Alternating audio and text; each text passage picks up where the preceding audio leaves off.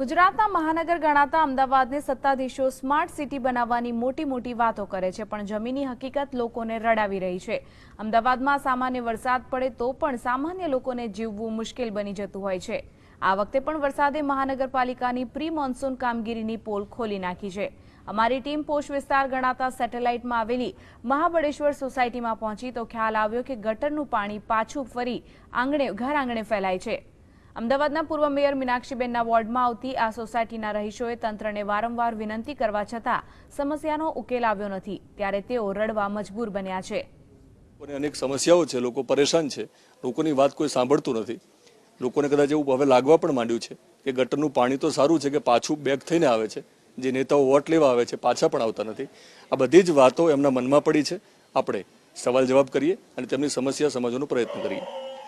મેં કહ્યું કે ગટરનું પાણી બેક મારે તો ન ગમે, પણ છેલ્લે કદાચ મનમાં તમને એવું પણ હશે કે ગટરનું પાણી પાછું આવે છે પણ નેતાઓ પાછા આવતા નથી। એ તો નથી જ આવતા, કોઈ જરૂર હોય ત્યારે જ આવે છે, પછી કોઈ સામે જોવાય નથી આવતા।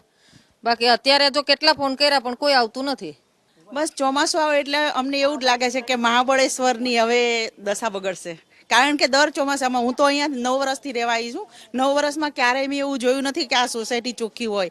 અહીંયા નરકાગાર જેવું થઈ જાય છે। તમને શું લાગે છે કે જે પ્રકારની સમસ્યા છે, વોટ લેવા આવશે તો નહીં આપવામાં આવે, સોસાયટીમાં જશું ધ્યાન નહીં આપો તો સુધી કશું કરવા નહીં આવો, વોટ પર નહીં કોઈ પણ જશે તો નવું રખીશ બસ।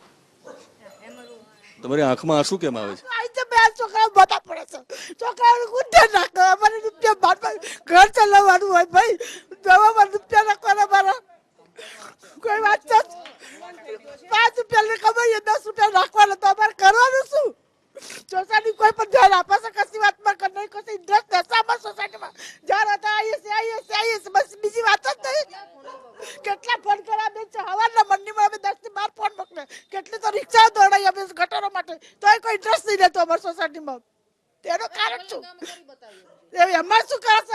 શું નામ એનું મીનાક્ષી શું કરે છે? રૂપિયા ખાવાની શીખી જાય છે, 12 5 રૂપિયા ખા સોસાયટી દે નથી, કારણ કે અહીંયા બાપ લઈ જશે કે બ્લોક નાખું 6 મહિના હમણાં બ્લોક પર લાલચાવા છો, કોઈ દિવસ જોવાય આવી છે? બધી સોસાયટી જોડે રહી કામ કરાવશો, અમારી સોસાયટી જોવાય નથી, કોઈ માણસ તો નહીં લાવી। બસ મારું આટલું જ કહેવું છે કે આ સોસાયટી સાફ કરાશે તો જ આગળ વોટ્સઅપમાં જઈશ, તો નહીં જવા દઉં। એમની વેદના એમને વ્યક્ત કરી, તમે તમારી વેદના જ્યારે કોર્પોરેશને વ્યક્ત કરી, તમે મેસેજ કર્યા હશે, એની શું પ્રતિક્રિયા આવી?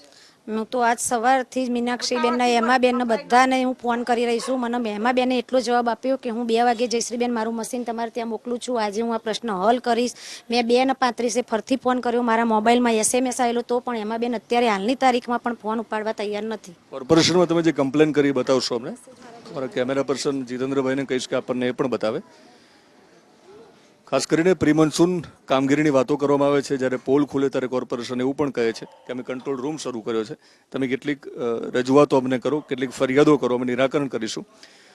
માત્ર મેસેજ આવે છે એટલે કશું કામ થતું નથી નક્કર।